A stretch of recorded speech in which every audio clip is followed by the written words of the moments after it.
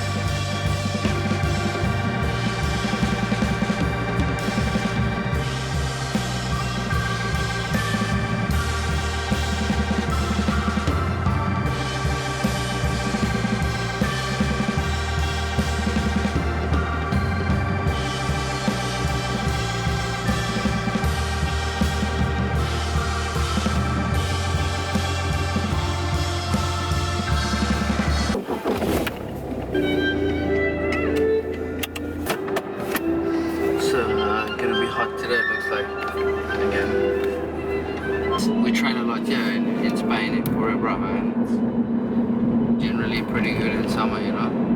As soon as you start going a bit north, man, it can get so cold.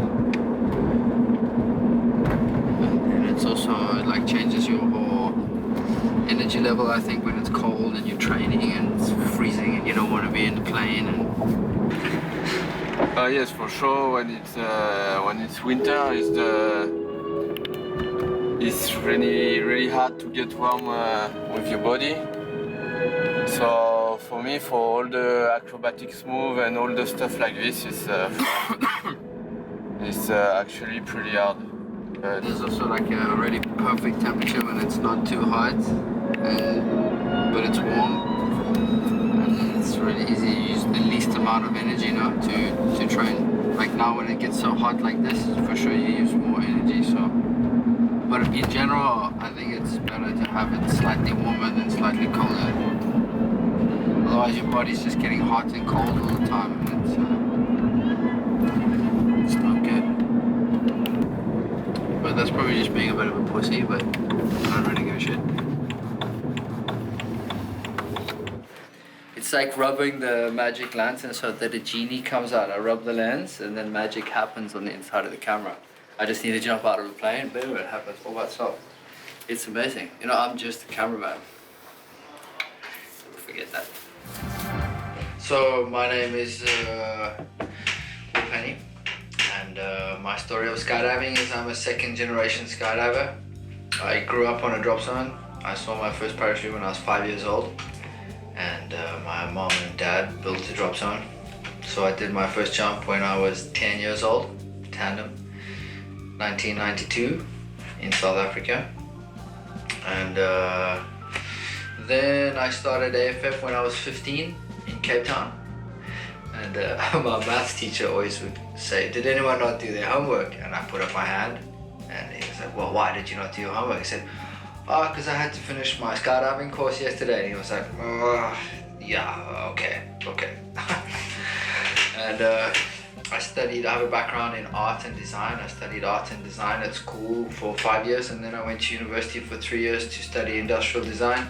And then when I finished my course in industrial design, I kind of was at a crossroads, and I was like, should I pursue a career as a designer, or should I go and fly, you know? So for sure, it's kind of obvious what I chose.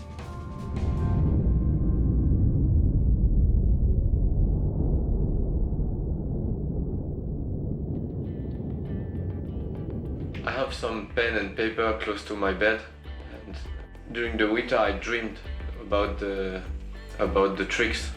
I write the tricks on the paper. If it's natural and it flows and it makes sense, this is the best way to make the free routine. We don't generally sit down and think about that move. We have a whole bunch of ideas, and then we try them, we fly them, and then we see ways that we can maybe make them work or make them look better. And then there's the things that kind of make sense naturally, you know. We've both been flying a lot together now, so I think we have more ideas than we do actually have time to present these routines. We're in a position now that we've been training so much together too. When we have the ideas, generally we can just go and do them.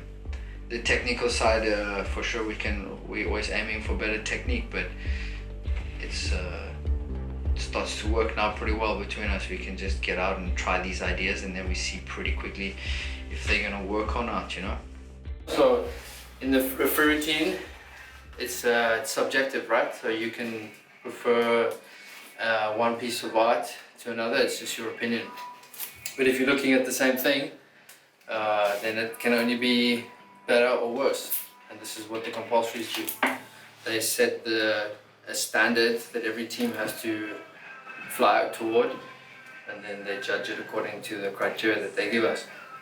Some of the moves is basically Yo has to perform them and I have to film them. It's not like our free routine where we are performing together, flying together. In the compulsories, it's more like I have to do the job as a camera fly and Yo has to do the job as a performer. And the compulsories are probably the most important thing in the competition, so anything to be perfect.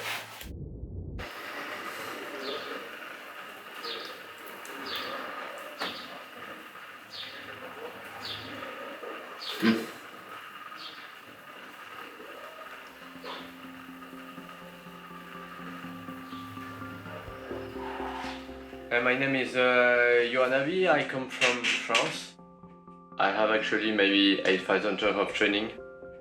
I think my biggest achievement in skydiving is to become a three-time world champion and to win the international freestyle and international free fly competition in the same time. At 10 years old, I left my parents' house to go to gymnastic training center, and I stayed more than 7 years. And at university, I went to the sports university. Just after 15 years in gymnastics and 10 years in a high-level training center, I wanted to find something different, more fun.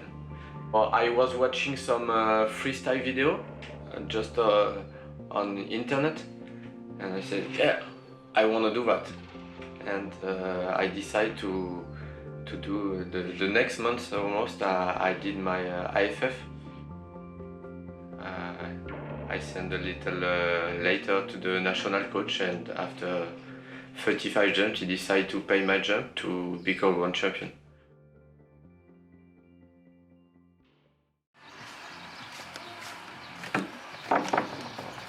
I think you can train most people to be good at almost anything, right? If you have the right tools and the right attitude. But you can't really train people to get along or to actually really respect each other or to work together in a good way, you know? This is something that you can work on and you can force it, and it can be an unnatural thing that you develop. But the real magic, the real chemistry of a team is something that either you feel straight away or you don't, you know? What if it never starts?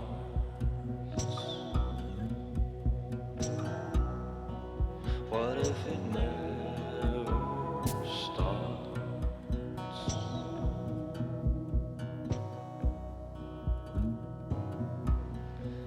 What if it never starts? The repair.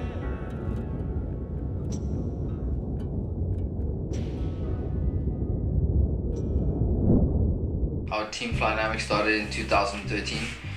We had both been competing in previous teams before, and Yo was doing freestyles with his ex-teammate and I was competing in free fly. And Yo asked me if I'd be interested in being his teammate. So I said yes, but let's actually spend some time together and do some jumps and we see. And then we were like, fuck, okay, this is cool. And then over the years, for sure, we started this, let's say, a professional relationship, and over the past few years, we've developed a strong friendship and a partnership. You know, it's bigger than just the performance in the sky now. It's way further down the line. And then we became world champions together. My first title, world champion, in 2014 in Prostějov, Czech Republic. And then we were like, okay, but it's not really finished. We just started, you know. We try to do between 350 and 500 jump a year of training. And many hours in the tunnel. This year, for the first year, we stepped up our training to 2 weeks per month for our team, which starts to be quite a lot. It's 1 week in the sky and 1 week in the tunnel every month. But it takes a serious amount of commitment too, you know. This means also like it's a lot of personal time we spend together. Which again, is like I said, you know, at the beginning of the conversation, like you have to really be prepared to spend that time with someone. It's not like you wake up and go to an office and then at 5 o'clock you leave and that's it.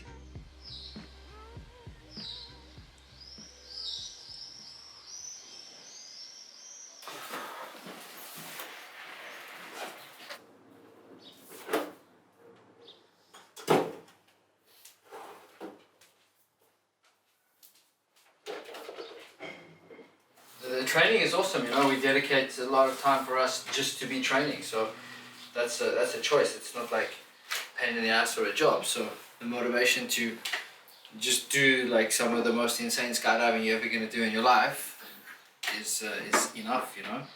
So yeah, for sure. And there's always so many small details that we have to work on at that stage, you know, just before competition. So it's interesting to see how we can take something that we're happy with and let's say is already at a certain level and make it even better and find better solutions. It's incredibly interesting time of the training, you know. And one of the insane thing is when you repeat a lot the routine, for example. It's if you wake up super tired and the days before you broke one arm and one legs and you go like this, but you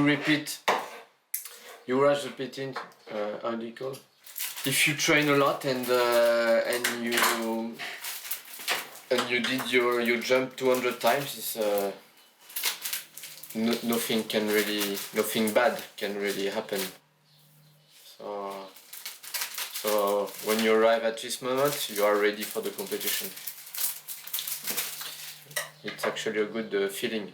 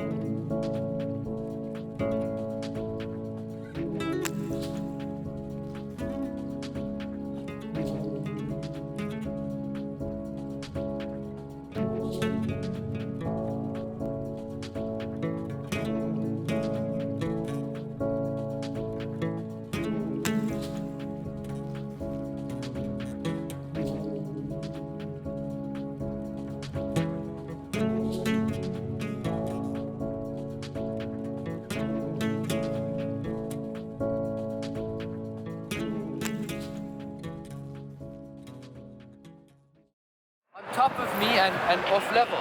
So it's impossible for me. It makes no sense. Even if you're far away and you're underneath me and then you come to me. Because like this, I'm totally fucked. And it looks shit because I can't stay on the side and I have no power to go over the top.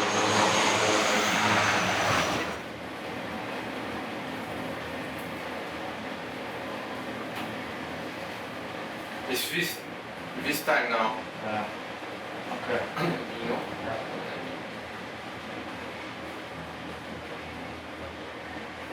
Wow, this first part is awesome, man, dude. So far I didn't cut anything. That's the first time I cut something. And there, fuck, I don't know why I was so close there. It was weird. Maybe I tried bringing it up.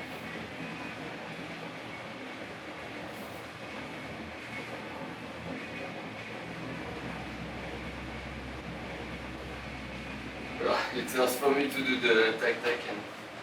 How much, bro? Pas mal. I'm still not convinced with the exit though. I'm still a bit too high.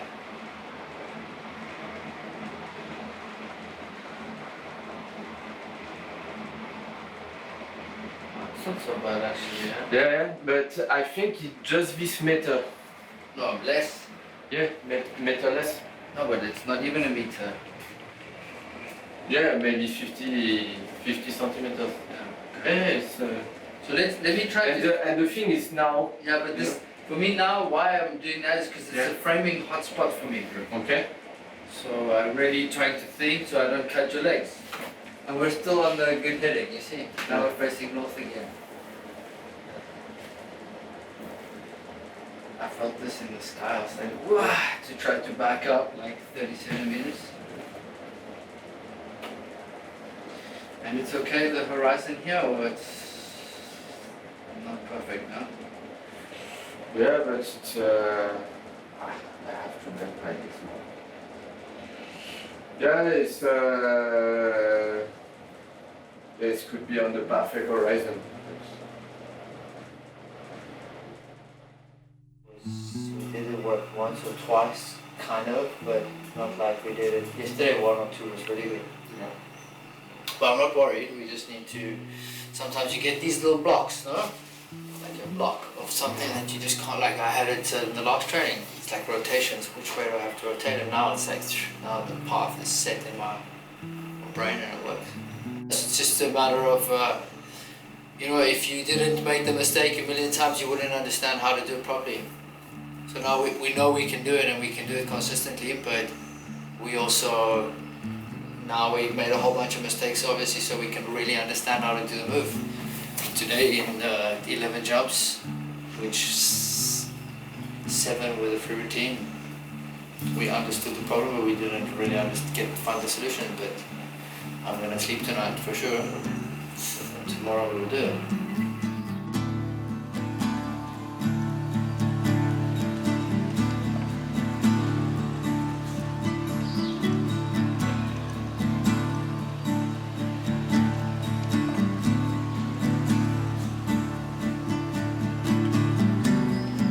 I start to feel a little bit tired, but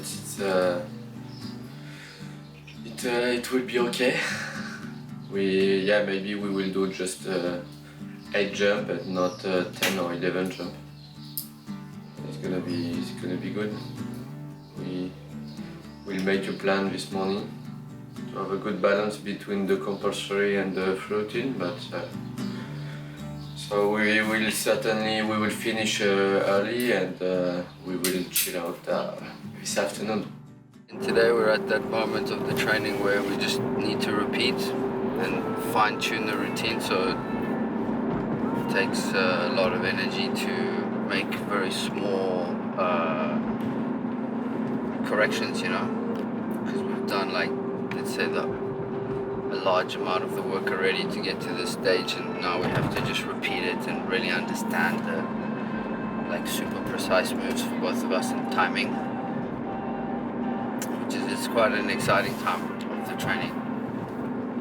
Because let's say the creative part is done, you know. Now it's just the technical part and repetition.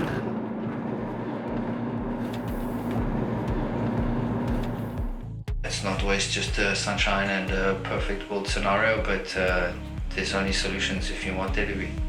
It can get pretty intense in competition too, when you have to support each other. Like last year was the first year that we ever actually lost a round in competition, and for sure that was massive psychological game for us. Like, wow, it was really intense. It was really interesting too, because we never had that relationship before.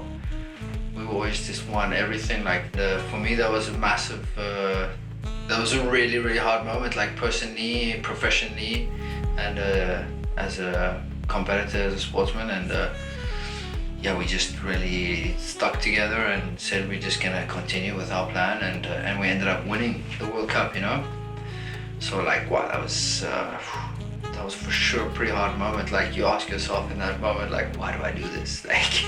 Because competition can bring you the worst feelings ever that you could possibly imagine, and the best at the same time, you know?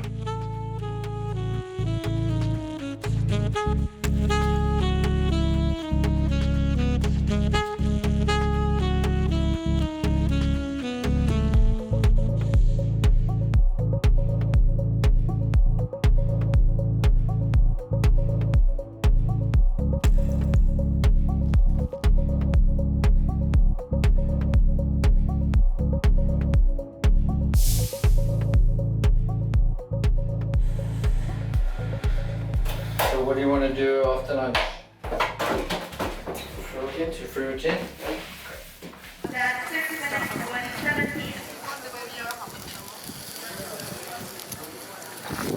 No, yes, all the international competition are important, but for sure the world championship and the world air games are super important. Because when you become world champion, we will keep this title all along in your life. So it's very important to win the world championship. In fact, we try to combine the flying that Martin Christensen and Niels did 10 years ago with the French team did. It was Nicolas Arnaud and Robin Dubuisson, and they had a lot of acrobatics move and nice flying, but not like the same that Martin. So I think now the best is to try to combine the both jump. We had coaching from Martin Christensen all the year, so our jump for this year looked like that he did with Niels, but we try to add some more tricks because I come from the gymnastics, so I can do. And we had the tunnel, and we were walking a lot in the tunnel. So now it's a combination between the flying, between some acrobatics move and the tunnel stuff. So yeah, we try to keep this direction for the next few years.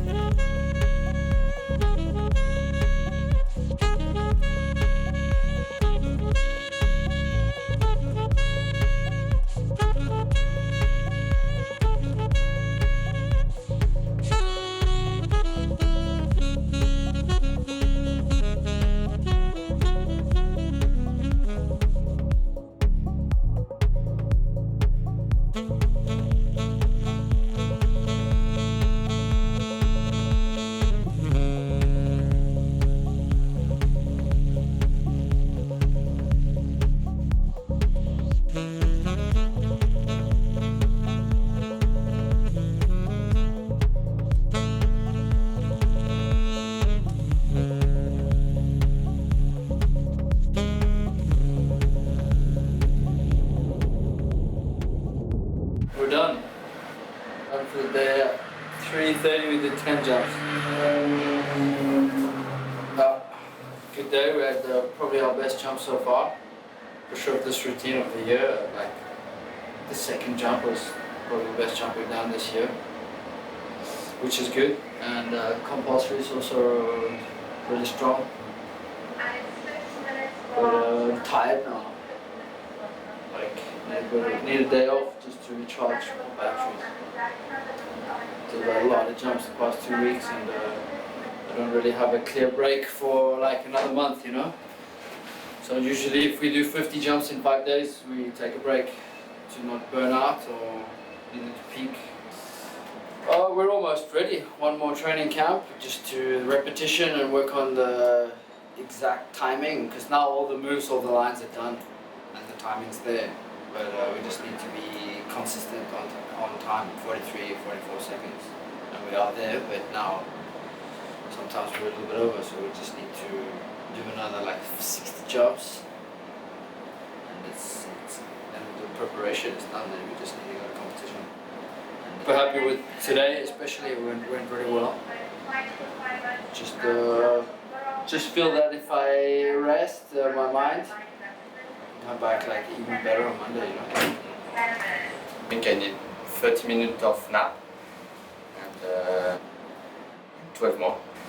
Just we have to come back at 6 o'clock, and we can do 6 to 9 o'clock.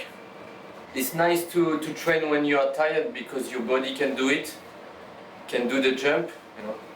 But if you are more at 100% during the competition, nothing can happen. So this thing is the key for the success.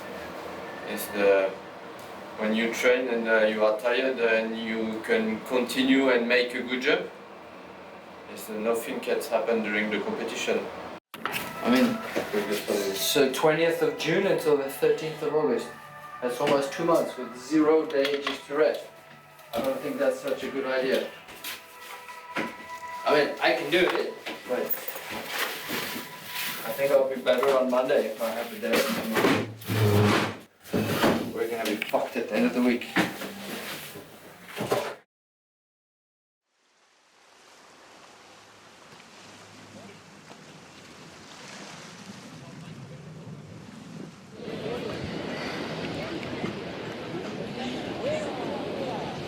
Water's great, huh?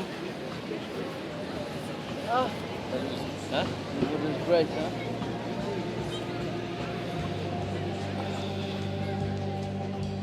It's our responsibility to show what can be done. Because many people look at it and they say, "Oh, what are you doing? I can do that way better." Okay, buddy, but then actually go and do it, you know, because that's the hard thing. Like, you know, there's so many crazy technical flyers that I'm sure they look at what we do and they say, "Oh, but cool, that's pretty simple. I can do way better." Okay, but then you actually have to do the work. And many people, "Oh yeah, but if I competed against you, I would beat you." That's awesome. Then start a team and let's see, because that's easy to sit on your couch or over dinner and say that. But so the responsibility that we've taken is to actually say, right, like, because we thought the same thing, no? Instead, now we're actually doing it. We're doing something about it. We're going out there and we're showing how we see the flying should be. And now every 10 years you have teams, and these teams have to push the skills of the flying. So now it's our part of the history in the discipline. So if with our flying we can show that, maybe the next 10 years or next 20 years, we will have some many flyers in the world who wants to start freestyle. Yeah, I've been in skydiving my whole life, and I've seen this sport like change crazy right in front of my eyes, but I feel like I've been an active part of that change. But I want to really push it and really present our flying together to show people what can be done, so that these people can be inspired. Like I was inspired many years ago to choose this path in my life. So again, like now it's our moment, like Yo said, for us to just put it out there and to push what we see as the way that we want to fly it.